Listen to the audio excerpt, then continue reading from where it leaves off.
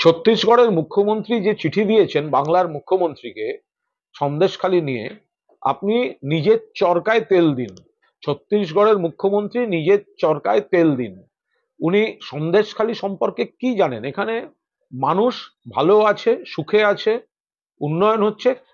কোনো কোনো পয়েন্টে কোনো কোনো ব্যক্তি অন্যায় কাজ করেছে, সরকারের বিরুদ্ধে কোনো ক্ষোভ নেই।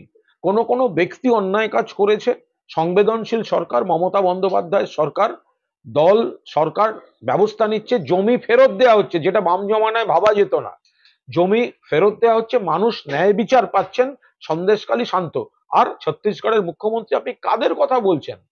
আপনার দলের নেতা শুভেন্দু অধিকারী আদিবাসী কন্যা, জঙ্গল কন্যা আমাদের মাননীয় মন্ত্রী বীরবা হাঁসদাকে জুতার নিচে থাকে বলে, জুতার নিচে থাকে। আগে শুভেন্দু অধিকারীর এগেনস্টে অ্যাকশন নেওয়ার কথা বলুন, আপনার দল থেকে তাড়াবার কথা বলুন। আপনার